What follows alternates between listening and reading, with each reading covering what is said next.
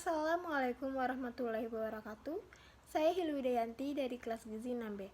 Di sini saya akan mempresentasikan hasil proposal mata kuliah metodologi penelitian, yaitu yang berjudul Hubungan Pola Makan, Aktivitas Fisik, dan Status Gizi dengan Timbulnya GERD pada Remaja Putri di wilayah Kramayuda, Kelurahan Rawaterate, Jakarta Timur.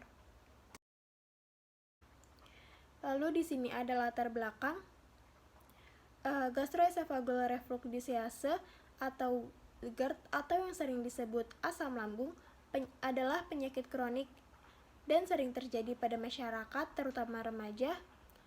GERD merupakan kondisi reflux isi lambung ke esofagus yang dapat menyebabkan gejala khas seperti heartburn, rasa terbakar di daerah epigastrium, regurgitasi asam atau rasa pahit di mulut, mual serta disfagia yang dapat menyebabkan kerusakan mukosa, esofagus, dan dalam jangka waktu yang lama dapat menimbulkan komplikasi seperti baret esofagus.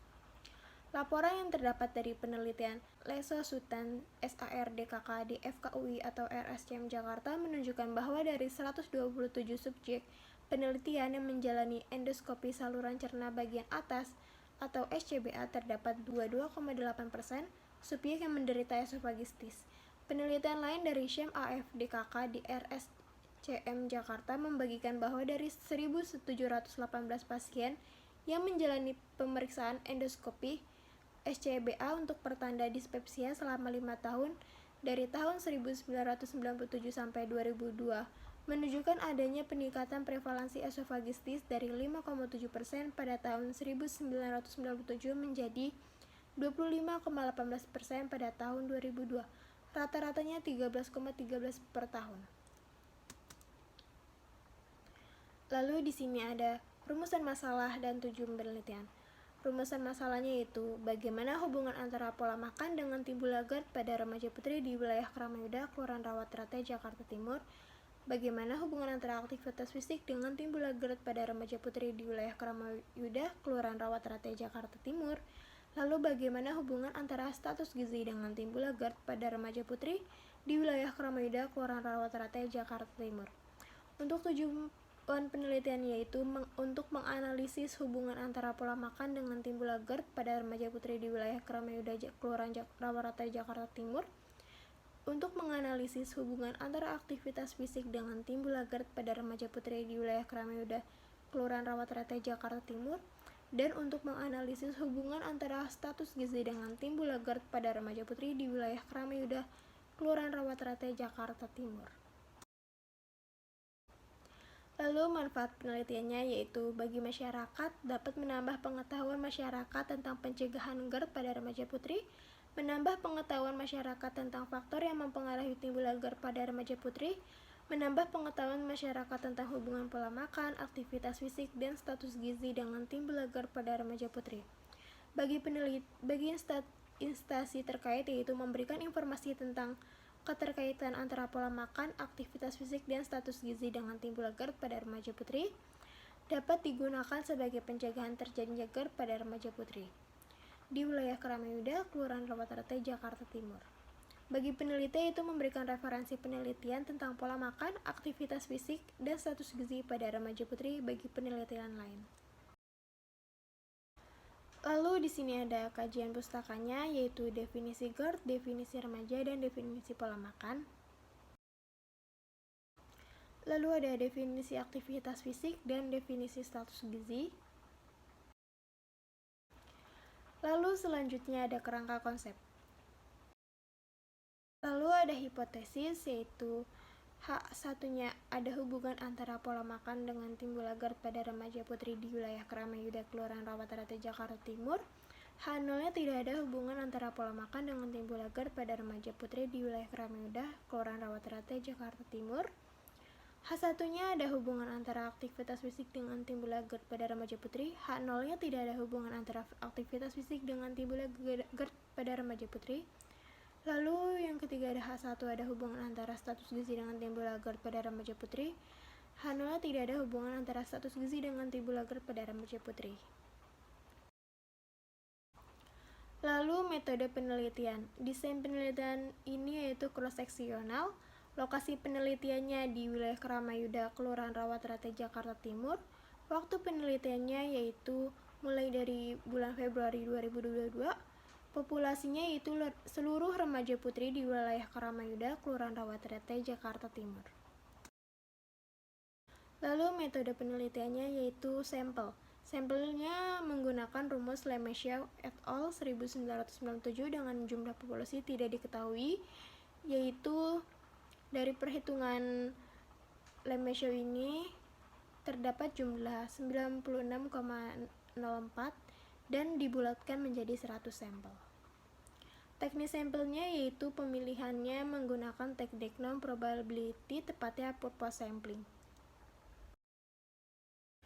Lalu ada kriteria sampel. Yang pertama ada kriteria inklusi. 1. Remaja putri di wilayah Karamayuda, Kelurahan Rawaterte, Jakarta Timur, usia antara 15-18 tahun, dan remaja putri bersedia diwawancara.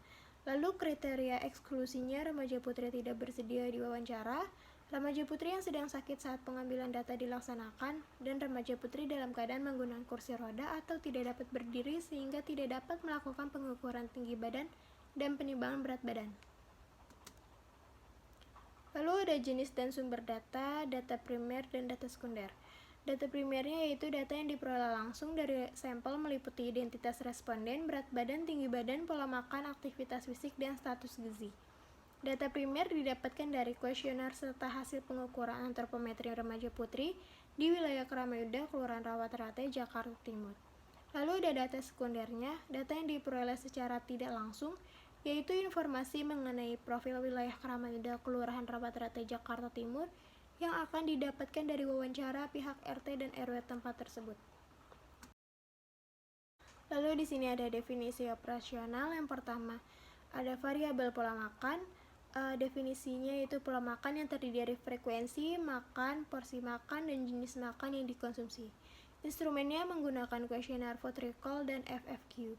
Kategorinya yaitu menurut klasifikasi WHO 2015 yaitu kurang dari 80% kategori kurang, lalu 80-110% kategori baik, dan lebih dari 110% yaitu lebih. Skalanya ordinal. Yang kedua ada variabel aktivitas fisik. Aktivitas fisik adalah berbagai kegiatan fisik yang dilakukan oleh remaja putri selama 24 jam. Instrumennya itu kuesioner tingkat aktivitas fisik. Kategorinya yaitu nilai physical activity level, yaitu yang pertama ada ringan 1,40 sampai 1,69, yang kedua sedang 1,70 sampai 1,99, yang ketiga berat 2,00 sampai 2,40. Kategori ini bersumber dari FHO atau WHO atau NUNU 2001. Skalanya ordinal. Lalu yang ketiga ada variabel status gizi. Status gizi responden saat dilakukan pengukuran berdasarkan pengukuran antropometri. Instrumennya menggunakan timbangan dan mikrotoys atau antropometri. Kategorinya yaitu menurut Z-score berdasarkan IMT per U remaja putri usia 15-18 tahun. Skalanya ordinal. Lalu yang keempat ada variabel diagnosis GERD. GERD ini atau penyakit reflux gastroesophageal adalah suatu gangguan di mana isi lambung mengalami reflux secara berulang ke dalam esofagus yang menyebabkan terjadinya gejala atau komplikasi yang mengganggu. Instrumennya pakai GERD questionnaire atau yang sering disebut GERD-Q.